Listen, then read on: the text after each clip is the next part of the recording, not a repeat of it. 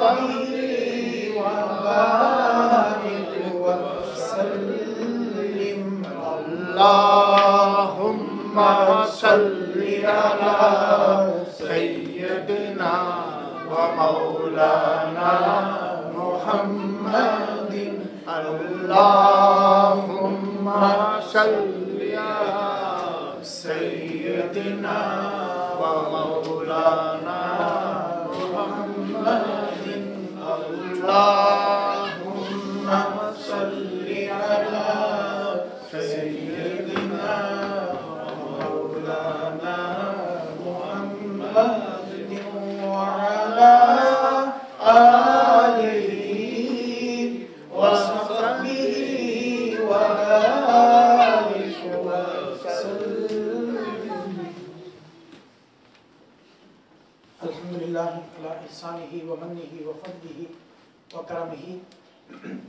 اللہ تبارک تعالیٰ کا لاکھوں کروڑوں شکر ادا کرتے ہیں کہ جس نے آج ہم سب کو ایک مرتبہ پھر اس بابرکت ایمانی نورانی روحانی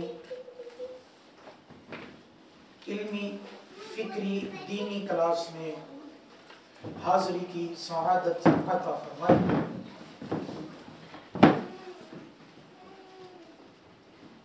آج ہم اس کلاس کے 12ویں لیکچر میں حاضر ہیں. اس سے پہلے 11 لیکچر فہم شریعت کورس کے ہو چکے ہیں جس میں ہم نے بہت ساری چیزیں سیکھی ہیں. تو آپ سب جانتے ہیں کہ یہ فہم شریعت کورس 4 حصوں پر مشتمل ہے جس میں ہم تجوید و قرات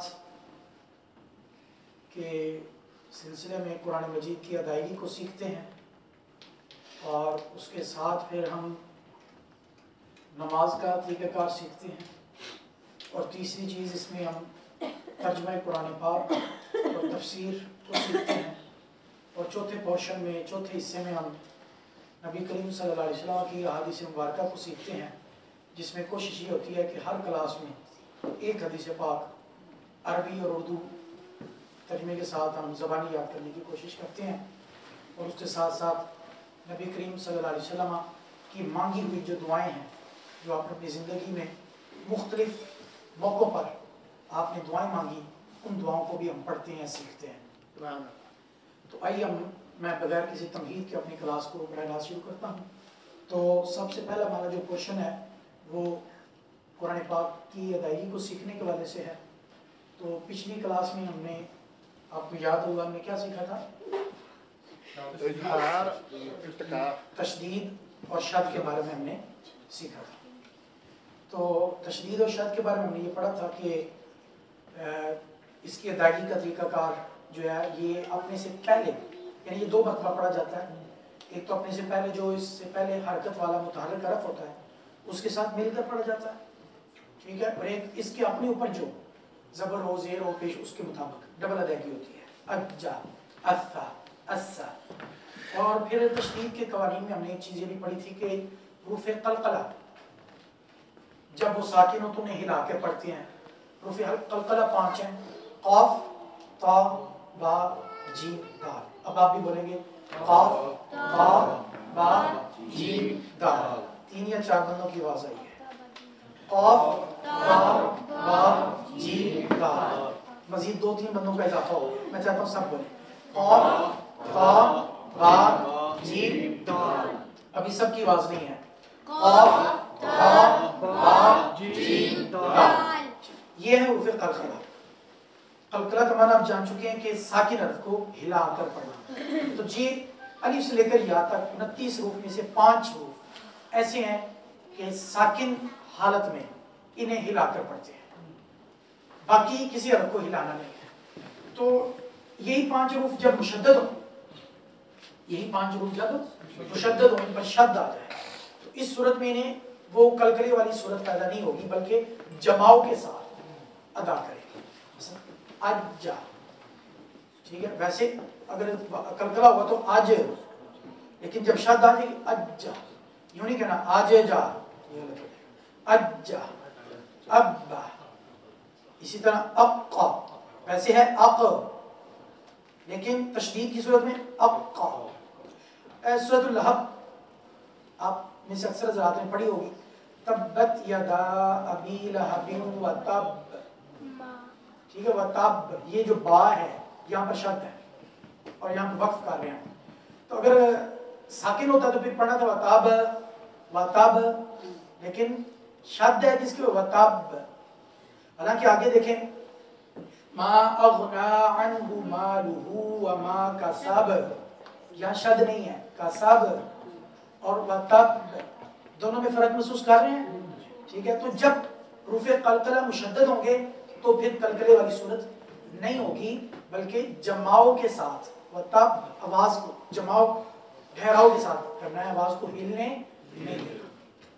یہ ہم پچھلی کلاس میں پڑھ چکے تھے. ایک اور بات پڑھی تھی، آپ میں سے کوئی بتانا چاہے، ایک فارمولا تشدید کے والے سے ہم نے اور پڑھا تھا.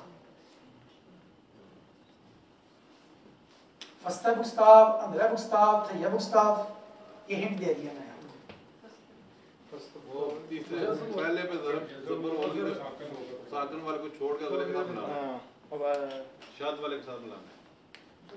فستہ گستاف متحرک ہو، اندرہ گستاف ساکن ہو، تھیہ گستاف مشدد ہو، شد والا ہو، تو پھر فستہ گستاف کو تھیہ گستاف کے ساتھ ملانا ہے. ٹھیک ہے، یہ ہم پڑھا تھا. جیسے قد وجد تا، لیکن جا جیم پر حرکت ہے، دال ساکن ہے، تا مشدد، تو اب دال کو نہیں وجدتا، قد وجدتا. ٹھیک ہے، یہ ہم پڑھ چکے ہیں تفصیل سے. تو ویسے ربط قائم کرنے کے لیے میں نے پچھلا سبق دہرا دیا ہے. تو آج ہم پڑھنے جا رہے ہیں نون ساکن اور نون تنوین کا تیسرا قاعدہ. دو قاعدے ہم پہلے پڑھ چکے ہیں. نون ساکن اور نون تنوین کے کل کتنے قاعدے ہیں؟ چار قاعدے ہیں. بولیں کتنے قاعدے ہیں؟ چار. بولیں اظہار، اخفاء، ادغام، اقلاب. سارے بولیں اظہار، اخفاء، ادغام، اقلاب. دو تو پڑھ چکے ہیں، اظہار اور اخفاء. ٹھیک ہے، اظہار میں نون کی آواز کو ظاہر کر کے پڑھنا، اخفاء میں نون کی آواز کو چھپا کر پڑھنا. اظہار میں غنہ نہیں ہوتا، اخفاء میں غنہ ہوتا ہے. اس کی ہم مثالیں بھی کافی ساری پڑھ چکے ہیں، اس پہ کافی ہم نے پریکٹس بھی کی ہے. یہ پہلے لیکچرز ریکارڈ ہیں، جو اب آپ چاہتے ہیں جو بھی ابھی اس کلاس میں آئے ہیں، ایک دو ویک ہوئے ہیں، تو وہ اس کو ریپیٹ کر سکتے ہیں. پچھلے لیکچرز میں ہم ان کو ڈیٹیل کے ساتھ پڑھ چکے ہیں. ان کی مثالیں بھی ساری چیزیں، اور یہ ریکارڈنگ موجود ہے فیس بک پر، تو وہاں سے بھی آپ لے سکتے ہیں. تو آج ہم نون ساکن اور نون تنوین کا تیسرا قاعدہ پڑھنے جا رہے ہیں، جس کا نام کیا ہے؟ ادغام. کیا نام ہے؟ ادغام. سب سے پہلے تو ہم اس بات کو دہرا لیں، وا نون ساکن، یہ کیا ہے؟ نون ساکن. یعنی اس علامت کو بولتے ہیں جزم، اور جس حرف پر یہ علامت ہوگی اس حرف کو کیا کہیں گے؟ ساکن حرف. تو نون پر ہوگی تو نون ساکن. ٹھیک ہے، یہ علامت جب نون پر آ جائے گی تو یہ نون ساکن. اور دوسرا لفظ کیا ہے؟ نون ساکن اور نون تنوین. نون تنوین کیا ہے؟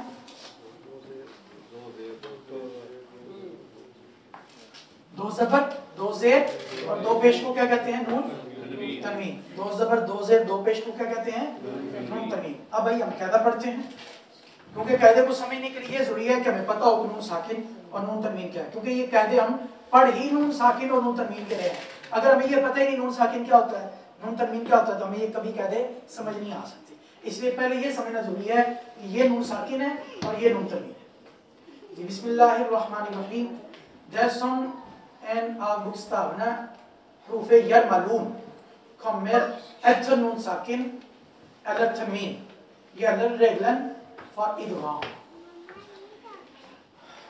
نون ساکن اور نون تنوین کے بعد، نون ساکن اور نون تنوین کے حروف یرملون، حروف یرملون بھی کہتے ہیں، حروف ادغام بھی کہتے ہیں.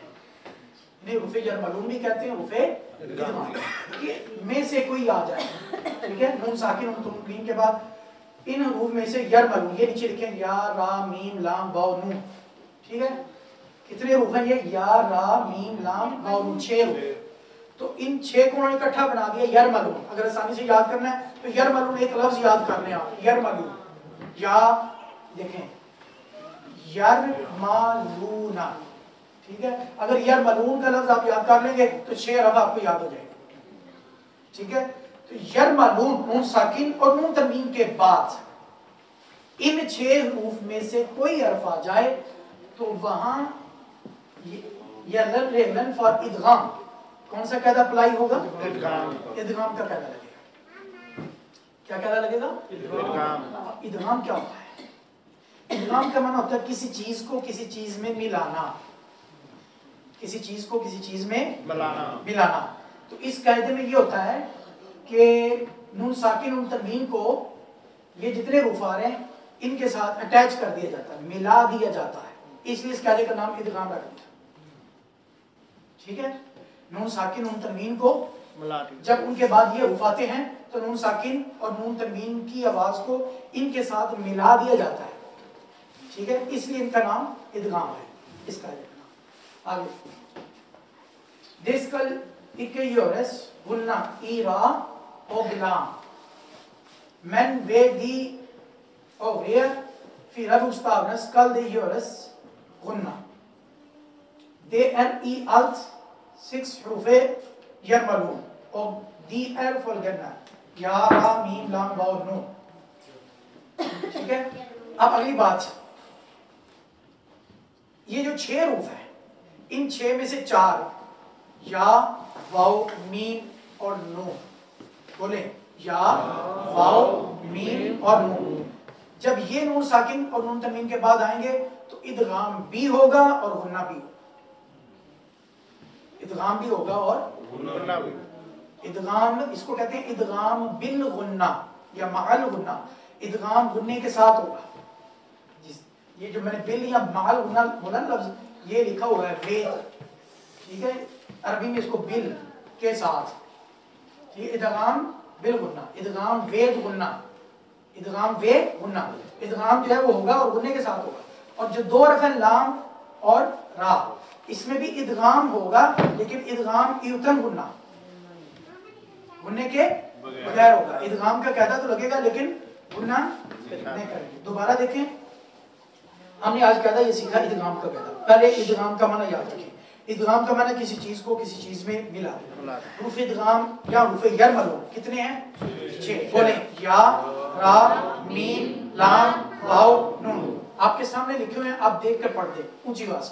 یا را میم لام واو نون. اب میں نے نہیں بولا, آپ خود بولیں یا را میم لام واو نون. ایک بار پھر یا را میم لام واو نون. زبانی پڑھنے کی کوشش کریں. یا را میم لام واو نون. ٹھیک ہے. جب نون ساکن اور نون تنوین کے بعد یہ ان 6 حروف میں سے کوئی حرف آ جائے تو کون سا قاعدہ لگے گا؟ بولیں ادغام کا قاعدہ لگے گا. اور 4 حروف میں ادغام بھی ہوگا اور ساتھ غنہ بھی ہوگا. وہ 4 حروف کون سے ہیں؟ یو مینو. یاد کرنا چاہتے ہیں یو مینو, یا واو میم نون, یو مینو. ٹھیک ہے. یو مینو کے 4 حروف میں غنہ ہوگا اور لام اور را میں غنہ نہیں ہوگا. لام اور را میں ادغام ہوگا لیکن غنہ نہیں ہوگا. اور یو مینو یا واو میم نون میں غنہ ہوگا. آئیے اب ہم اس کی چند مثالیں دیکھتے ہیں تاکہ یہ قاعدہ میں اور اچھی طرح سمجھ آئے.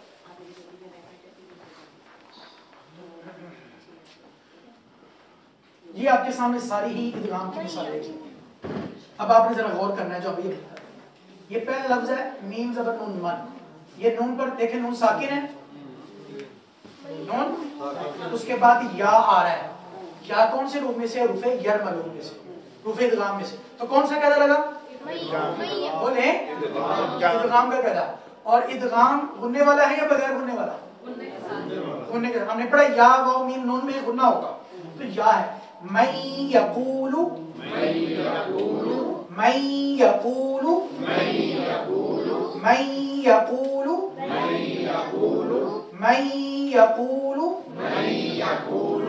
جی اگلا دیکھیں, نون ساکن کے بعد کیا آ رہا ہے؟ واو. کون سا قاعدہ؟ ادغام کا. ادغام بالغنہ یا